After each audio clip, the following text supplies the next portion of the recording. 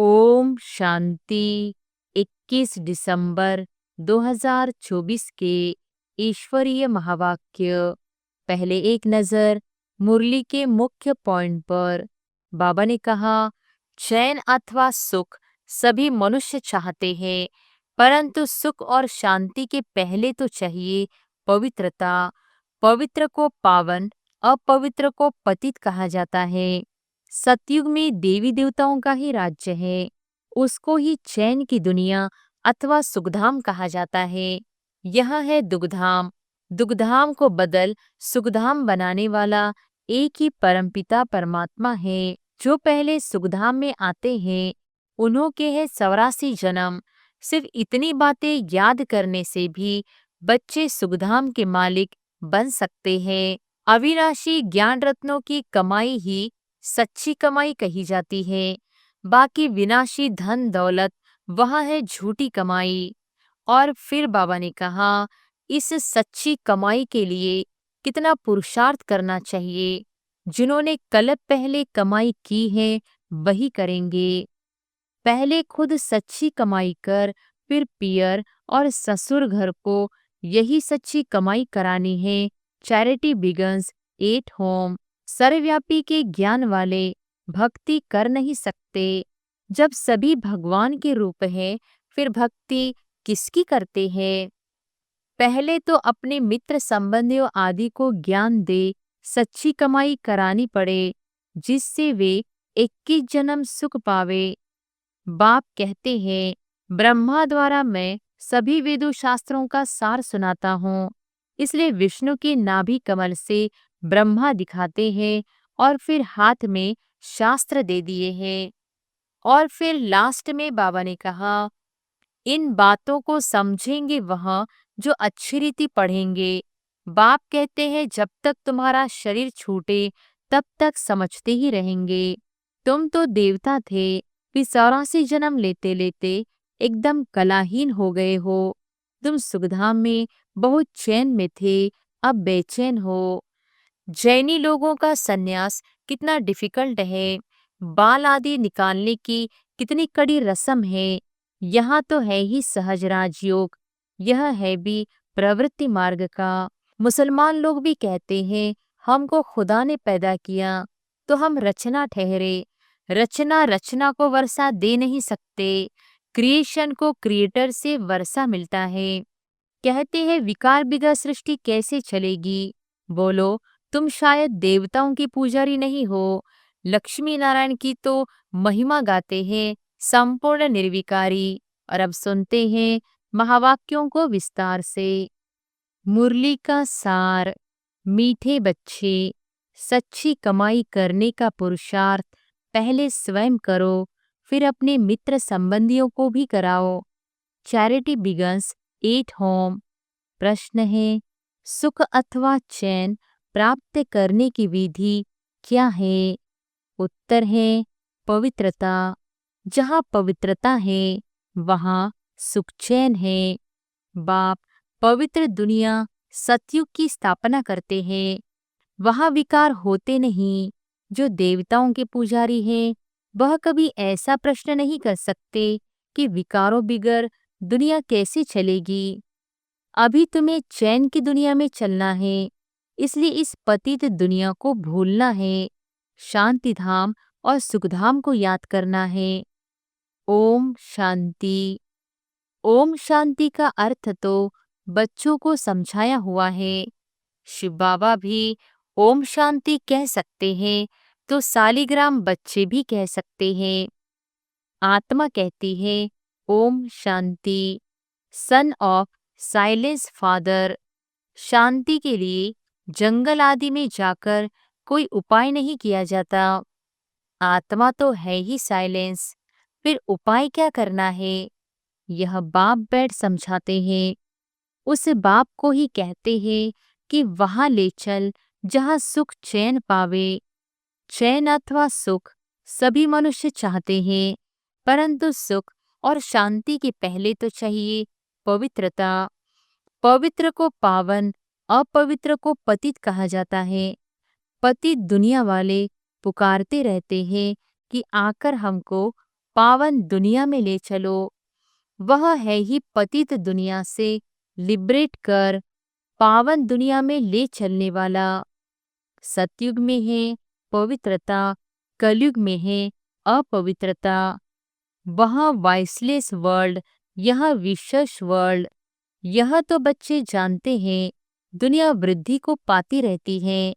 सतयुग voiceless world है तो जरूर मनुष्य थोड़े होंगे। वह थोड़े कौन होंगे? बरोबर सतयुग में देवी देवताओं का ही राज्य है। उसको ही चैन की दुनिया अथवा सुखधाम कहा जाता है। यह है दुखधाम। दुखधाम को बदल सुखधाम बनाने वाला एक ही परमपिता परमात्मा है। सुख का वर्षा जरूर बाप ही देंगे। अब वह बाप कहते हैं, दुखधाम को भूलो, शांतिधाम और सुखधाम को याद करो। इसको ही मन मनाभव कहा जाता है। बाप आकर बच्चों को सुखधाम का साक्षात्कार कराते हैं, दुखधाम का विनाश कराए शांतिधाम में ले जाते हैं। इस चक्र को समझना है। 84 जन्म लेने पड़ते हैं। जो पहले सुखधाम में आते हैं उन्हों के हैं 84 जन्म। सिर्फ इतनी बातें याद करने से भी बच्चे सुखधाम के मालिक बन सकते हैं।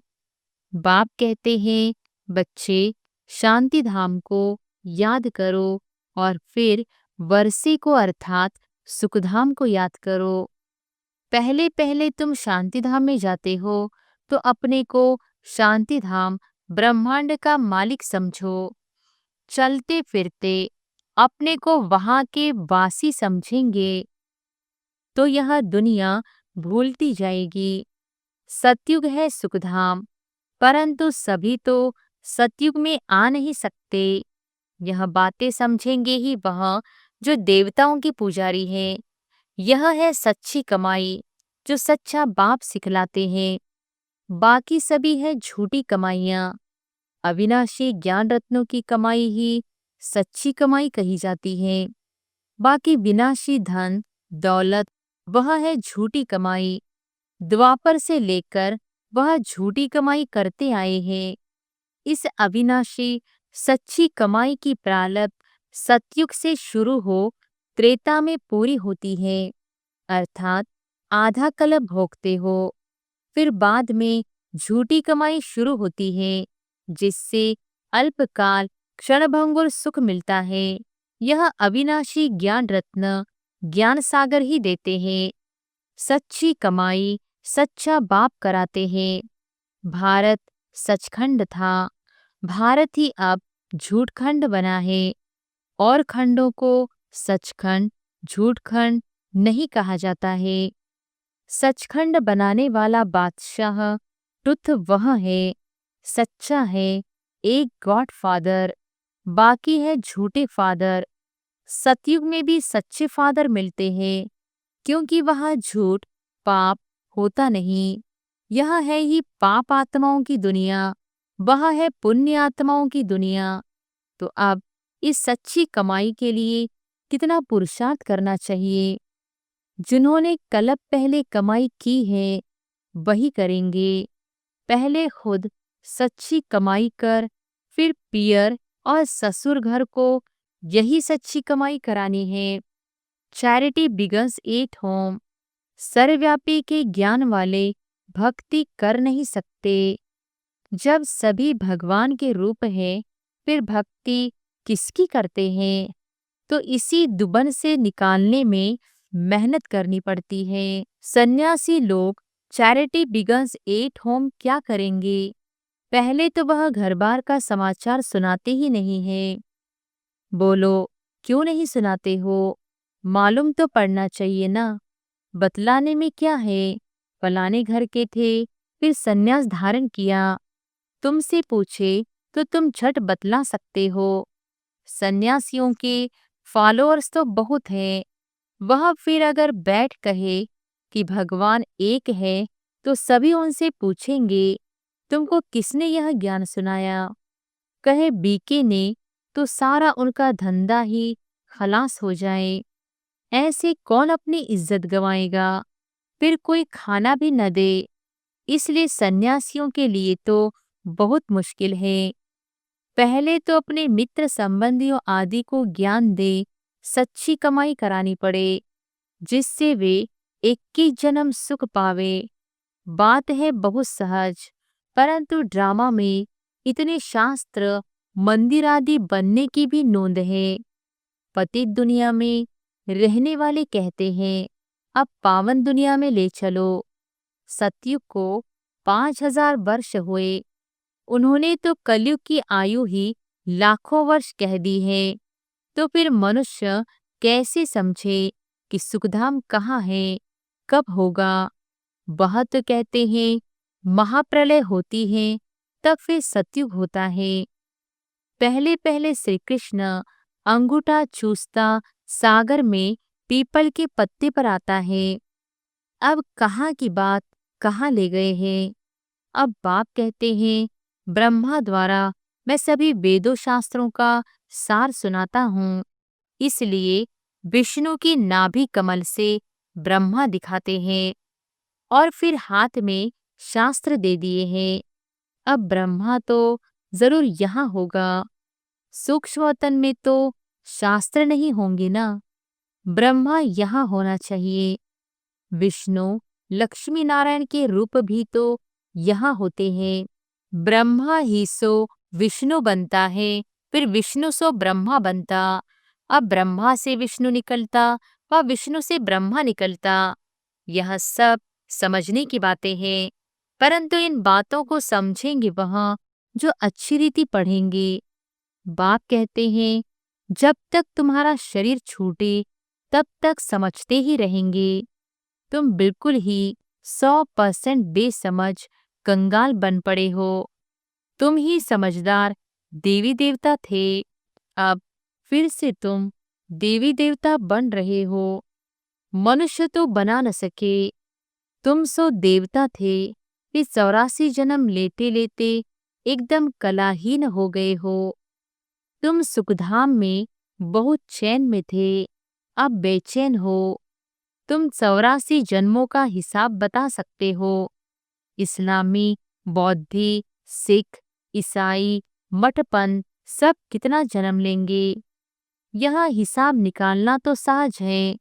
स्वर्ग के मालिक तो भारतवासी ही बनेंगे। सैपलिंग लगती है ना, यह है समझाने। खुद समझ जाए तो फिर पहले पहले अपने माता पिता, बहन भाइयों को ज्ञान देना पड़े। गृहस्थ व्यवहार में रहते कमल फूल समान रहना है।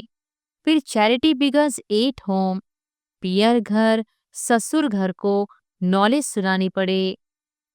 धंधे में भी पहले अपने भाइयों को ही भागीदार बनाते हैं। यहाँ भी ऐसे हैं। गायन भी है, कन्या वह जो पियर और ससुर घर का उद्धार करे। अपवित्र उद्धार कर नहीं सकते, तब कौन सी कन्या? यह ब्रह्मा की कन्या ब्रह्मा कुमारी है ना। यहाँ अधर कन्या, कुंवारी कन्या का मंदिर भी बना हुआ है ना। यहाँ तुम्हारे यादगार बने हुए हैं। हम फिर से आए हैं भारत को स्वर्ग बनाने के लिए। यह देलवाड़ा मंदिर बिल्कुल एक्यूरेट है। ऊपर में स्वर्ग दिखाया है। स्वर्ग है तो यहाँ ही राज्यों की तपस्या भी यहाँ ही होती है। जिन्हों का मंदिर है उन्हों को यह जानना तो चाहिए ना। अब अंदर जगत पिता, जगत अम्बा, आदि देव, आदि देवी बैठे हैं। अच्छा, आदि देव किसका बच्चा है? शिव बाबा का। अधर कुमारी, कुंवारी कन्या सब राजयोग में बैठे हैं। बाप कहते हैं मन मना भव, तो तुम बैकुंठ के मालिक बनोगे। मुक्ति जीवन मुक्ति धाम को याद करो। तुम्हारा यह सन्यास है। जैनी लोगों का सन्यास कितना डिफिकल्ट है। बाल आदि निकालने की कितनी कड़ी रस्म है। यहाँ तो है ही सहज राजयोग, यह है भी प्रवृत्ति मार्ग का। यह ड्रामा में नोंद है। कोई जैन मुनि ने बैठ अपना नया धर्म स्थापन किया परंतु उसको आदि सनातन देवी देवता धर्म तो नहीं कहेंगे ना, वह तो अब प्राय लोप है। कोई ने जैन धर्म चलाया और चल पड़ा, यह भी ड्रामा में है। आदि देव को पिता और जगदम्बा को माता कहेंगे। यह तो सब जानते हैं कि आदि देव ब्रह्मा है। आदम बीबी एडम ईव भी कहते हैं। क्रिश्चियन लोगों को थोड़ी ही पता है कि यह एडम ईव अब तपस्या कर रहे हैं। मनुष्य सृष्टि की सीजरे के यह हेड है। यह राज भी बाप बैठ समझाते हैं। इतने मंदिर शिव के व लक्ष्मी नारायण के बने हैं तो उनकी बायोग्राफी जानना चाहिए ना। यह भी ज्ञान सागर बाप ही बैठ समझाते हैं। परमपिता परमात्मा को ही नॉलेजफुल, ज्ञान का सागर, आनंद का सागर कहा जाता है। यह परमात्मा की महिमा कोई साधु संत आदि नहीं जानते। वह तो कह देते परमात्मा सर्वव्यापी है, फिर महिमा किसकी करे। परमात्मा को न जानने के कारण ही फिर अपने को शिवो हम कह देते हैं। नहीं तो परमात्मा की महिमा कितनी बड़ी है। वह तो मनुष्य सृष्टि का बीज रूप है। मुसलमान लोग भी कहते हैं हमको खुदा ने पैदा किया, तो हम रचना ठहरे। रचना रचना को वर्षा नहीं दे सकते। क्रिएशन को क्रिएटर से वर्षा मिलता है। इस बात को कोई भी नहीं समझते हैं। वह बीजरूप सत्य है, चैतन्य है। सृष्टि के आदि मध्य अंत का उनको ज्ञान है। सिवाय बीज के आदि मध्य अंत का ज्ञान कोई मनुष्य मात्र में हो नहीं सकता। बीज चैतन्य है तो जरूर नॉलेज उनमें ही होगी। वही आकर तुमको सारे सृष्टि के आदि मध्य अंत का नॉलेज देते हैं। वह भी बोर्ड लगा देना चाहिए कि इस चक्र को जानने से तुम सतयुग के चक्रवर्ती राजा अथवा स्वर्ग के राजा बन जाएंगे। कितनी सहज बात है। बाप कहते हैं जब तक जीना है मुझे याद करना है। मैं खुद तुमको यह वशीकरण मंत्र देता हूँ। अब तुमको याद करना है बाप को। याद से ही विकर्म विनाश होंगे। यह स्वदर्शन चक्र फिरता रहे तो माया का सिर कट जाएगा। हम तुम्हारी आत्मा को पवित्र बनाकर ले जाएंगे। फिर तुम सतोप्रधान शरीर लेंगे। वह विकार होता नहीं। कहते हैं विकार बिगर सृष्टि कैसे चलेगी। बोलो तुम शायद देवताओं के पुजारी नहीं हो। लक्ष्मी नारायण की तो महिमा गाते हैं। संपूर्ण निर्विकारी जगदम्बा जगत पिता निर्विकारी है। राज्यों की तपस्या कर पतित से पावन स्वर्ग के मालिक बने हैं। तपस्या करते ही है पुण्य आत्मा बनने के लिए।